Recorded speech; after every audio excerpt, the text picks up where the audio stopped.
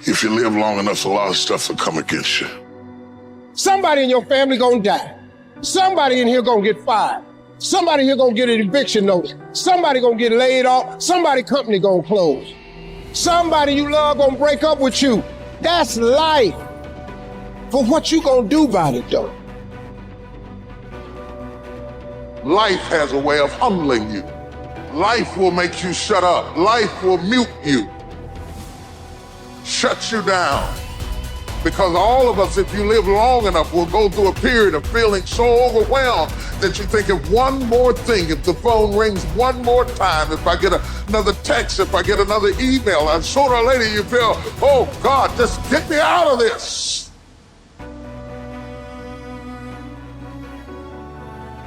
If somebody came and knocked you down, boom, and ain't nothing you can do about it. But if I come back a week later and you still on the ground, we got a problem.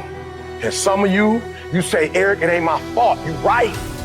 The way you were born, what happened to you is not your fault. But doggone it, you still on the ground after 20 years? You have absolutely nothing to do with what happened to you. It's not your fault. You got knocked on the ground. You had absolutely nothing to do with that. And I'm not blaming you for that. But if I come back a week later, you still on the ground, that's your fault.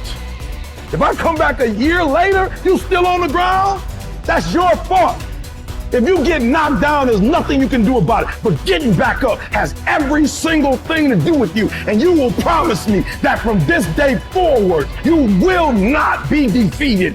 You don't belong at the bottom, and it's time for you to get your butt from down there. It's time for you to stop being comfortable at the bottom. Get your butt up and get to where you're supposed to be. The difference is not the genetic code, the potential. It's a guy that's willing to get knocked down, finally test on fortune, stand back up, the perseverance to see it through, the never say die attitude. And I go in there, man, and if I don't win, I showed up, I gave my valid effort. And tomorrow I'll do the same thing. And I'll continue to throw shit against the wall. Every day I'll throw more up there, try it again, and I'll never get comfortable. It's necessary that you take charge, that you begin to stand up inside of yourself, that you dry your tears and you're not given the luxury of feeling sorry for yourself, that you got to get in a fighting mode. You can't surrender.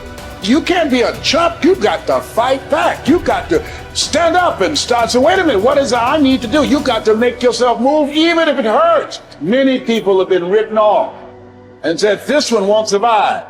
And they did. It's possible. You've got to believe in your heart of hearts that it's possible that you can beat this. Your belief, your faith, your drive, your determination, your persistence, your perseverance, your spirit. Greater is he that is in you than what's out here in this world. So you've got to decide, you've got to say, it's possible that I can beat this. And it's necessary that I do this. In spite of the pain and the conditions, you've got to mobilize your mind and your spirit.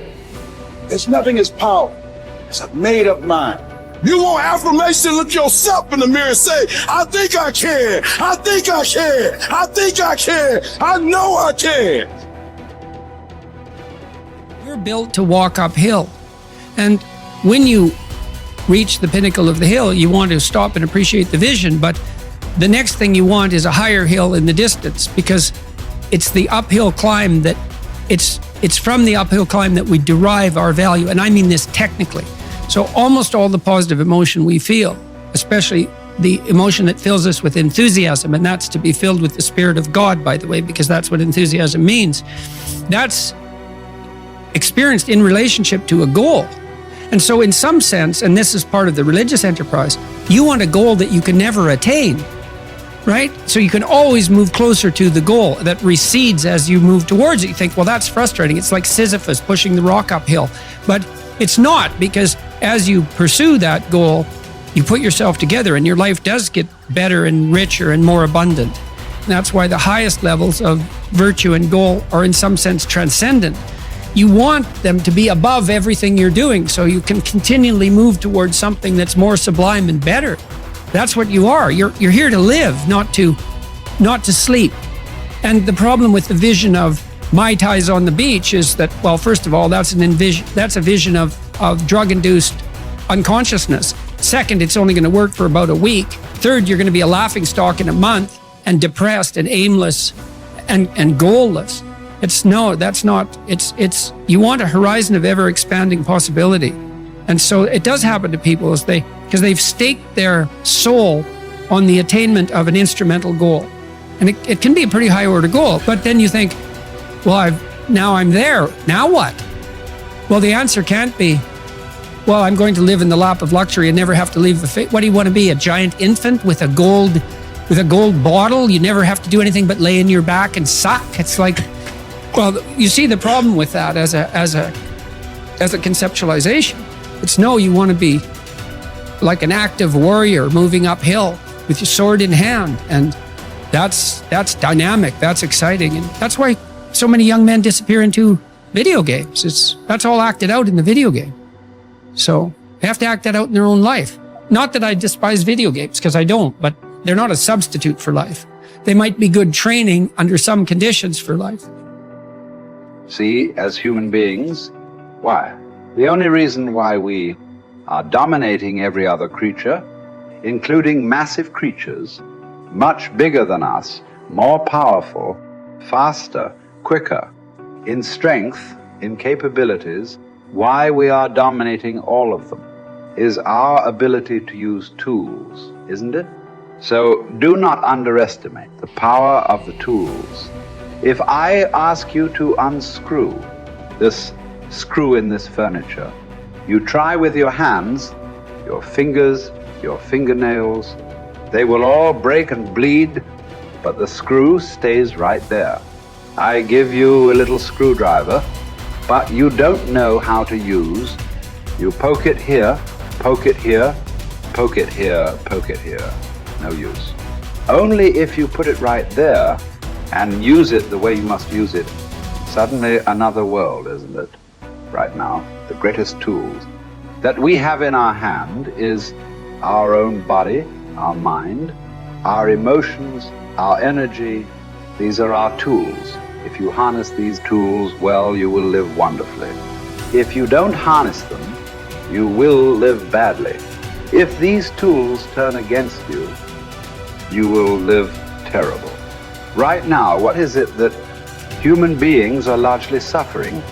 No great amount of suffering is coming to you from outside. Everything is on self-help, isn't it? Poking yourself. Why? Because we gave you a sharp mind.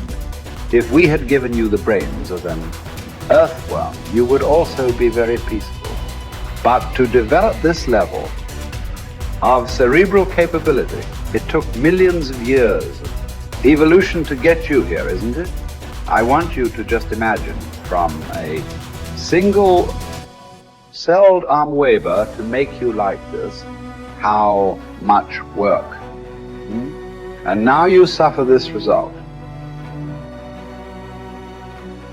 Essentially, what you're suffering is your own cerebral activity, isn't it? You have an intelligence for which you don't have a stable enough base, so it's poking you. Instead of being useful to you, it is poking you simply because this base is not stable. So one thing is to create a stable base so that this intelligence works for you. We have a huge frontal lobe, and it's 40% of our entire brain. And most people, when they have a thought, they just think that that's the truth. And I think one of my greatest realizations in my own journey was just because you have a thought doesn't necessarily mean it's true. So if you think 60 to 70,000 thoughts in one day, and we do, and 90% of those thoughts are the same thoughts as the day before, and you believe that your thoughts have something to do with your destiny, your life's not going to change very much, because the same thought leads to the same choice leads to the same behavior creates the same experience, and the same experience produces the same emotion. And so then the act of becoming conscious of this process to begin to become more aware of how you think, how you act, and how you feel. It's called metacognition. And so then, why is that important? Because the more conscious you become of those unconscious states of mind and body, the less likely you're going to go unconscious during the day. And that thought is not going to slip by your awareness unchecked, because it means to know thyself. The word meditation means to become familiar with. So as you become familiar with the thoughts, the behaviors, and the emotions of the old self, you're retiring that old self. As you fire and wire new thoughts and condition the body into a new emotional state, if you do that enough times, it'll begin to become familiar to you. So it's so important, just like a garden. If you're planting a garden, you got to get rid of the weeds. You got to take the plants from the past year and you got to pull them out. The rocks that sift to the top that are like our emotional blocks, they have to be removed. The soil has to be tenderized and broken down. You have to make room to plant a new garden. So primarily, we learn the most about ourselves and others when we're uncomfortable. Because the moment you move into that uncomfortable state, normally a program jumps in. When that program jumps in, it's because the person doesn't want to be in the present moment and engage it consciously. So when you teach people how to do that with a meditative process, it turns out that when they're in their life, they're less likely to emotionally react. They're less likely to be so rigid and believe the thoughts they were thinking. They're more aware of when they go unconscious back into a habit, and that is what starts the process of change. And so we have to unlearn before we relearn. We have to break the habit of the old self before we reinvent a new self. We have to prune synaptic connections and sprout new connections. We have to unfire and unwire and refire and rewire. We have to unmemorize emotions that are stored in the body, then recondition the body to a new mind and to a new emotion, like deprogram and reprogram. That's the act, and it's a two-step process.